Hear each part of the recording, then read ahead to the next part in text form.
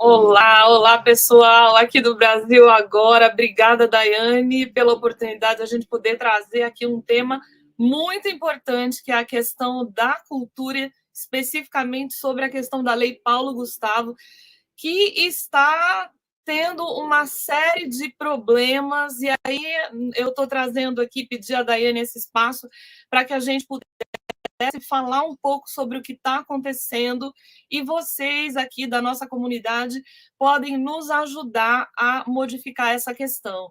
Eu acho que muitos de vocês acompanharam desde o ano passado, acho que até o comecinho do ano, a gente fez uma série de entrevistas junto com o Zé Renato, que está aqui do Povo da Cultura, e vários integrantes do Povo da Cultura.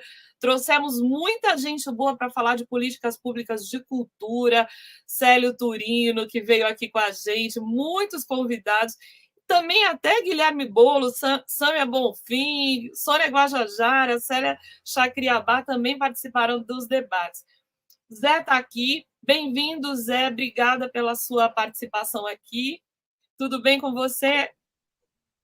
Tudo bem, Valéria, sempre te agradecendo aí pelo espaço que você abre para a gente na TV. Boa tarde a todos os participantes aqui, meus companheiros de luta e as pessoas que estão nos assistindo, muito obrigado. Bom, a gente está aqui com o Ivan Montanari. Tudo bom, Ivan? Como é que você está? Bem-vindo aqui. Te agradeço, Valéria. Te agradeço o espaço aqui para a gente falar desse assunto super importante. Acho que é uma oportunidade de falar de uma emergência cultural que a gente está vivendo pela falta de tato de compreender a noção de emergência, né, cultural. Acho que é disso que a gente vai falar um pouco sobre a política do governo do Estado de São Paulo aqui.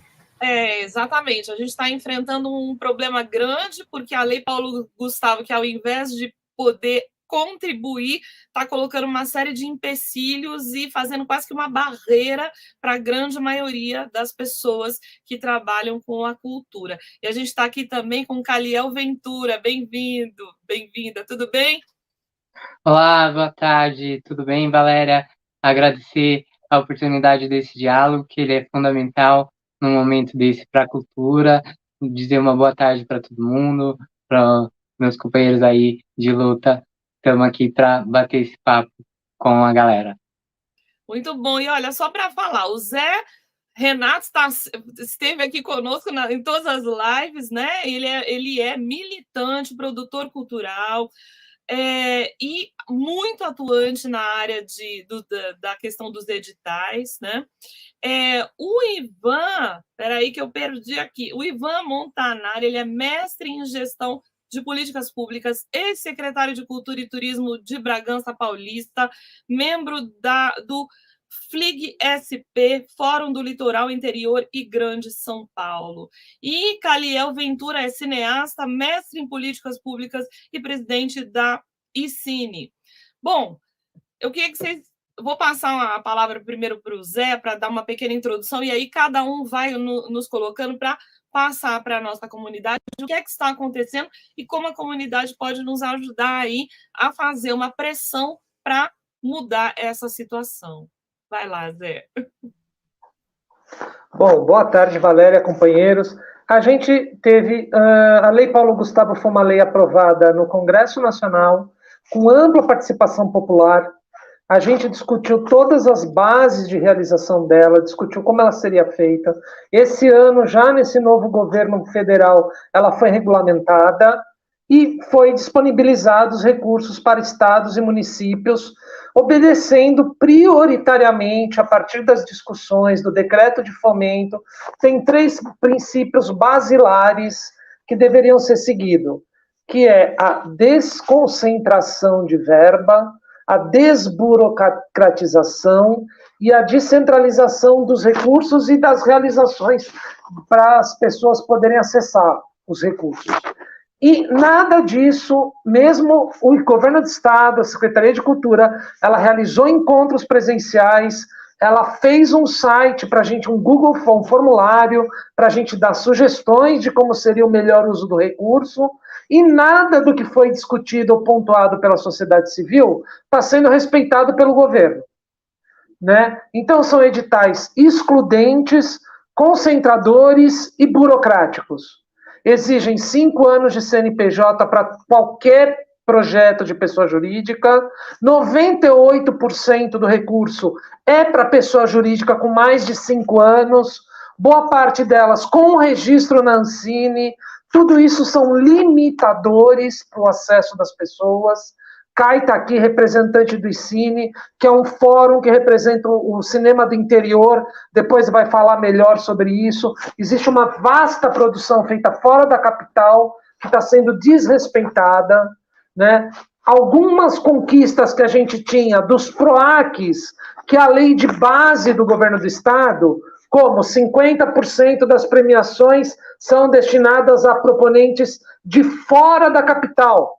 Nos editais do audiovisual isso foi cortado e está colocado como 50% das filmagens precisam ser fora da capital, numa espécie de bandeirantismo cultural que a gente tem chamado, como se fora da capital não existisse inteligência capaz de produzir audiovisual, né? Além disso, só para citar mais um pilar, e aí passo para os colegas, na Lei Aldir Blanc, que é de 2 anos atrás, a gente teve no mesmo governo do Estado, com 1/3 de dinheiro a menos. Na Lei Paulo Gustavo agora, o governo tem 350 milhões, e na Aldir Blanc o Estado teve 260 milhões. Naquela época, com menos dinheiro, o governo atendeu 4.000 projetos, criações, circulações, exibições, audiovisual, pontos de cultura e etc. E mais 3.000 CPFs que foram atendidos naquela verba emergencial que replicou o que estava acontecendo no governo federal. Ou seja, o Estado realizou com o dinheiro da Aldir Blanc mais ou menos 7.000 processos na Aldir Blanc 1. Falas da secretária, que estão no Instagram, tá lá, dá para ver, qualquer um. Ela fala que a Paulo Gustavo, com 100 milhões a mais, vai fazer 900 contratos. Então, os contratos são altíssimos e concentradores de renda. Então, esses são os pilares. Eu vou passar a fala para os companheiros, para eles também colocarem isso de outros pontos de vista. Por favor.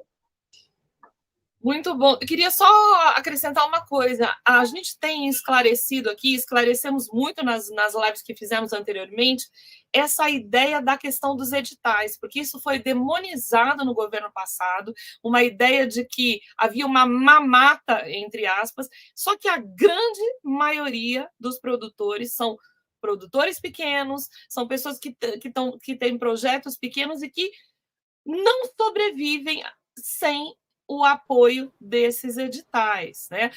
Nós não estamos mais como no passado, que você vivia, por exemplo, teatro, você vivia de bilheteria, se a gente falasse há 30 anos atrás. Hoje em dia você não consegue viver dessa maneira, né? Então, não sei se Ivan quer... Tá?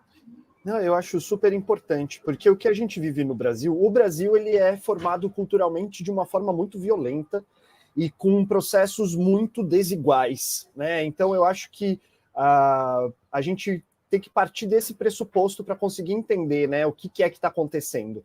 Porque a gente tem, a partir de um movimento muito importante de mobilização de agentes culturais de todo o Brasil, no meio desse governo, Valéria, como você disse, que demonizava as políticas culturais, uma grande mobilização que aprovou primeiro a Lei Aldir Blanc I e depois que conseguiu fazer aprovação no Congresso Nacional das leis Paulo Gustavo e Lei Aldir Blanc II. A gente está falando de um movimento que conseguiu derrubar o veto presidencial desses dois, ou seja, se a gente fosse depender do governo, na verdade essas leis não existiriam, né? E agora a gente precisou ter uma grande mobilização.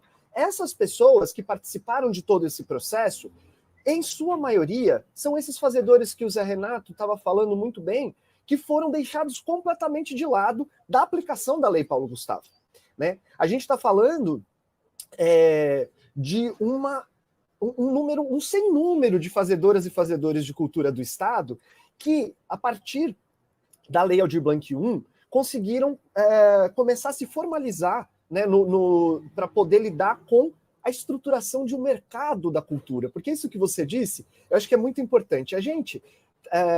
A secretária da Cultura, ela gosta de falar que ela está fomentando a economia criativa. Só que economia criativa é essa que é desprendida dos territórios? Né? Você quer estruturar uma economia da cultura a partir dos territórios. Né? Porque esse é o grande discurso do governo, né? De fazer uma descentralização, de chegar na regionalização, e a gente está vendo, na verdade, o oposto. Né? Porque editais do PROAC que existiam, por exemplo, que eram regionalizados, foram descontinuados. E agora a gente toma esse duro golpe de, além de tudo, tirarem o percentual que visa justamente diminuir essa desigualdade absurda que a gente tem entre a capital e os interiores do estado em termos de desenvolvimento econômico, mas sobretudo de desenvolvimento das economias da cultura nesses locais. Né? Então a gente está falando de um recurso que era para chegar nessa ponta e que não vai acontecer. Como o Zé também falou muito bem, a gente tem esse processo de trocar a ideia de fazer uma ação no interior, em termos de desenvolvimento do interior, e levar uma determinada produção para um lugar, né? Esquecendo completamente que aquele lugar tem a sua própria produção cultural. Né? Então, eu acho que a gente tem uma distorção da leitura da Lei Paulo Gustavo, que é uma lei criada para uma emergência cultural, para quem para quem é do setor cultural, acho importante dizer isso também, ela é para o setor cultural como um todo, né? Não é só para essas indústrias que vão poder se beneficiar dos editais tal como eles estão, porque se estabelece, por exemplo, 5 anos de CNPJ para que você acesse a maior parte dos recursos. Quem tem estabilidade para ficar 5 anos com o CNPJ aberto, não necessariamente precisa de uma lei emergencial para se manter no seu fazer. Né? Então a gente está, na verdade, tendo uma lei que, ao invés de apaziguar, de menorizar as desigualdades, ela soma essas desigualdades e cria desigualdades e disparidades ainda maiores. Né? Acho que é importante dizer um pouco a partir desse lugar. Excelente. Vou passar aqui para a Caliel falar. E antes, queria só esclarecer uma coisa. Quando a gente fala em edital, às vezes parece ser uma coisa um pouco obscura, né? Para quem não é da área. Quem não é da área não sabe muito bem, mas, assim, todos nós, fazedores de cultura, temos que fazer as inscrições nesses editais. E os editais são complicadíssimos, são extremamente complexos. Inclusive, esse edital, pelo que a gente anotou aqui, eles estão exigindo certidões, não é? As certidões administrativas das empresas, você tem que mandar, gente, um monte de certidão. Eles estão exigindo antes da aprovação. Quer dizer, você não sabe nem se você vai ser aprovado, você já tem que mandar uma série. É uma coisa muito burocrática o que está acontecendo e absolutamente sem sentido, né? Se me permite, Valéria, não, eu acho que é importante esse parênteses que você fez para explicar a questão dos editais. Eu acho que a maneira mais fácil da gente entender, os editais são um instrumento de fomento à cultura. Né? É dessa forma que a gente tem políticas públicas que fomentam e ajudam a estruturar o setor cultural. Né? O edital, ele é uma forma da burocracia fazer o acesso dos agentes culturais a esses recursos estruturantes, né, para esses fazeres e cadeias produtivas da cultura. E aí a gente precisa lidar com essa burocracia que você está dizendo, né? Então, tem que saber ler o edital, né? Você tem toda uma dificuldade já no entendimento do que é o edital. Então, isso já é uma desigualdade, né? Isso já é uma desigualdade. E ainda por cima você restringe ainda mais a participação. Isso é bem complicado que a gente está vivendo. Tem alguém perguntando aqui, a que estado nós estamos falando? Nós estamos falando especificamente do estado de São Paulo, mas a lei Paulo Gustavo está abrangendo o Brasil como um todo. Só que no estado de São Paulo, nós estamos enfrentando esta questão. Não podemos esquecer quem é que está administrando o estado de São Paulo, né? Vai lá, Caliel. Eu acho que esse toque é sempre importante, né? Não podemos esquecer. Eu acho que dentro do setor audiovisual existe uma grande insatisfação, e essa insatisfação ela não é compartilhada apenas pelo interior, né? A capital também compartilha, porque a forma como esses editais chegam é uma forma que desestabiliza aquilo que se esperava quanto um programa de distribuição da verba que veio principalmente, né, da Codecine, do Fundo Setorial do Audiovisual. Então, se esperava que essa verba fosse multiplicada no sentido, inclusive, de chegar nos interiores de forma a promover uma formação mais intensa do audiovisual.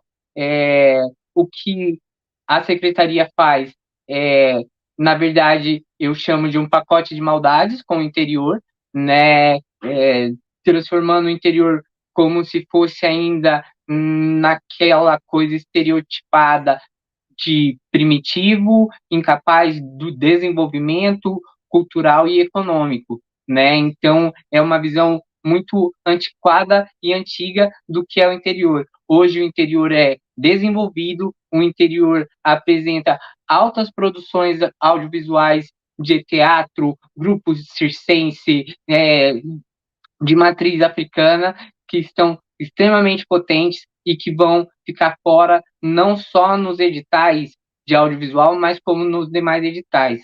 É imperante a gente pensar quem são as sujeitas, os sujeitos pretos que estão hoje em dia na cultura. São essas pessoas que também na ponta vão sofrer, que já sofrem mais, né? Porque é difícil você formalizar para essas pessoas.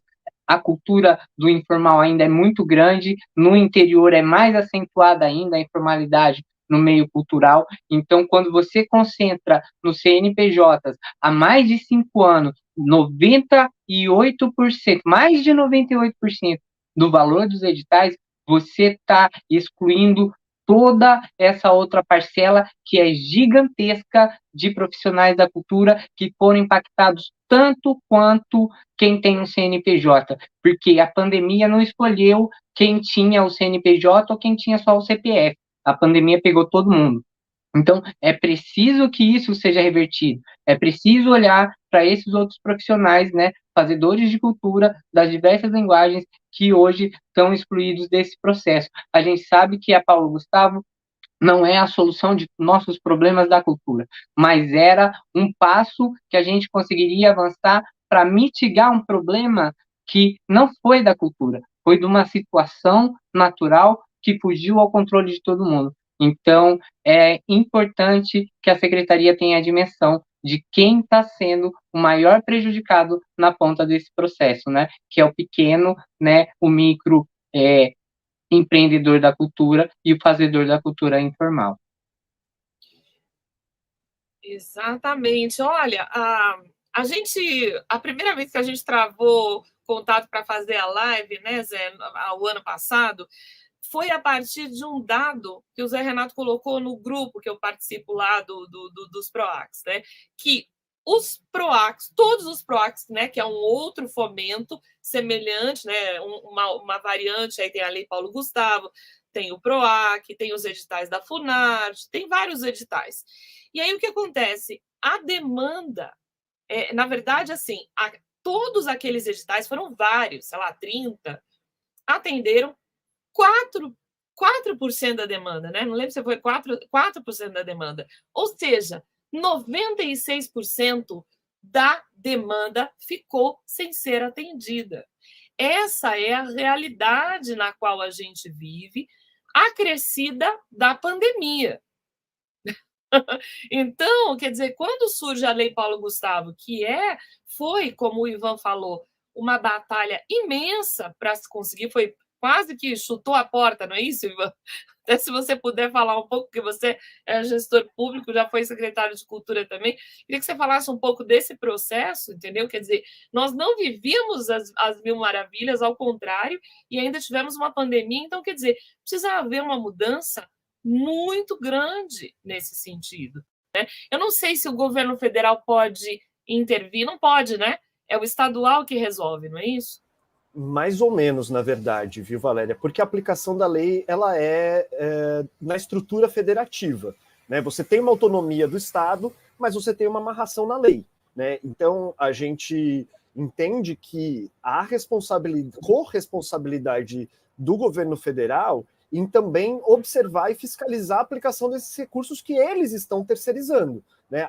A verba que está sendo utilizada é uma verba federal, né? Não é uma verba estadual. Então, não dá para a gente tirar simplesmente, não dá para o Ministério da Cultura simplesmente tirar o corpo, né, e dizer que isso é um problema nosso, né? Isso é um problema federal, porque são recursos que são de ordem federal, de uma lei que também é federal, né? Não é uma lei do Estado de São Paulo, é uma lei federal, né?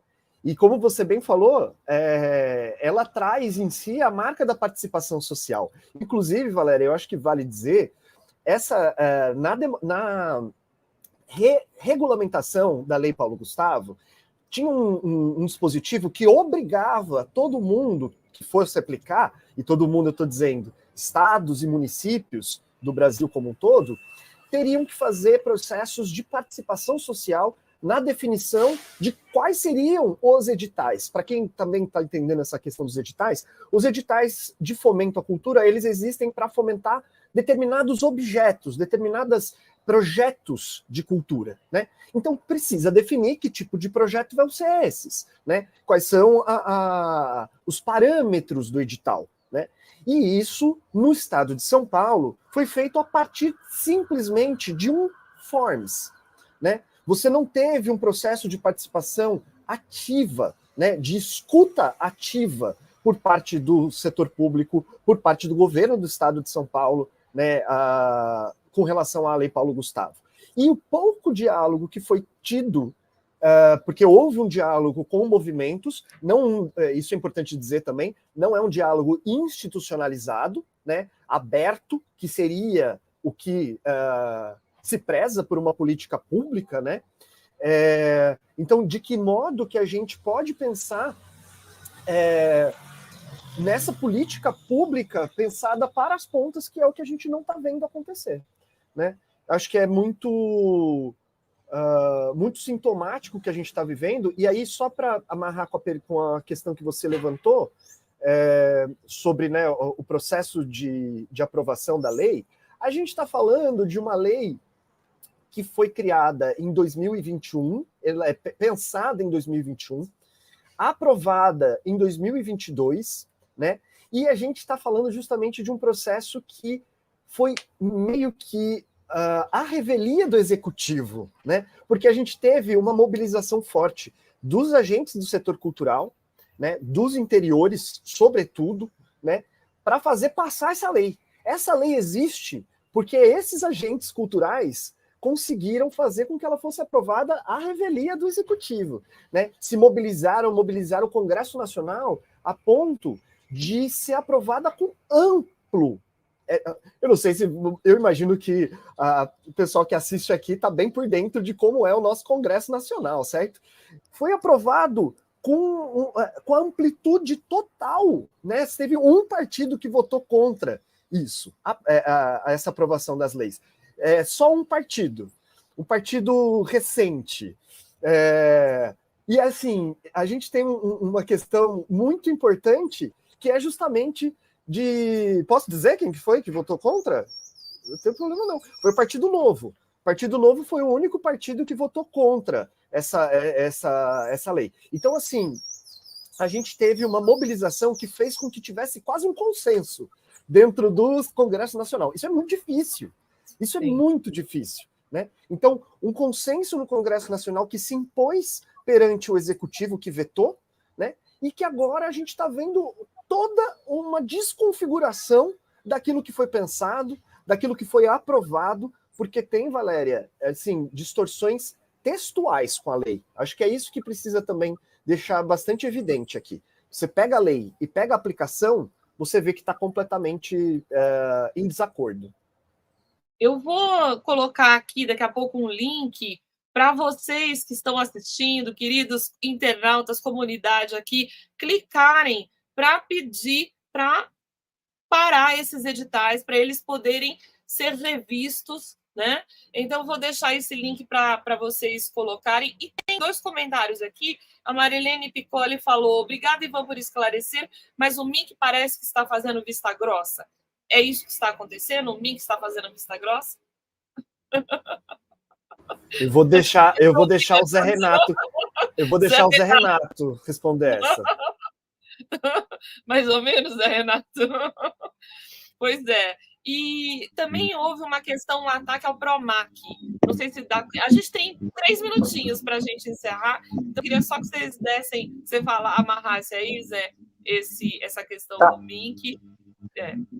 Vamos lá, Valéria. Existe uma questão aqui que é a autonomia federativa, né? Então, assim, o que a gente, setor cultural, tem falado explicitamente, inclusive para o próprio MINC, então não tem problema nenhum de falar isso, é que a regulamentação da Lei Paulo Gustavo ela é bastante frágil. Ela permite uma série de coisas e não determina quase nada.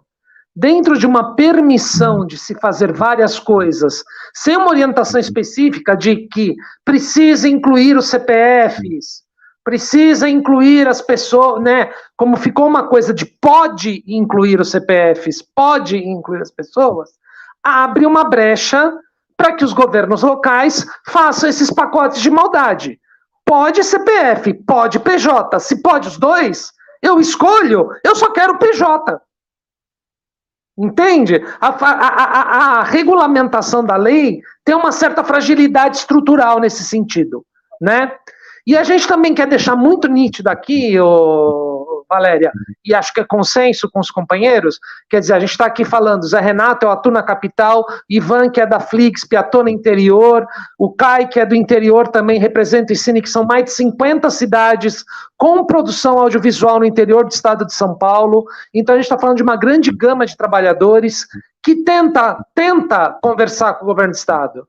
Então, além desses pseudos encontros que o Ivan comentou, houveram 5 ou 6 encontros presenciais, onde a gente deixou muito nítida as demandas do setor cultural. Tudo isso está mapeado pelo governo do estado.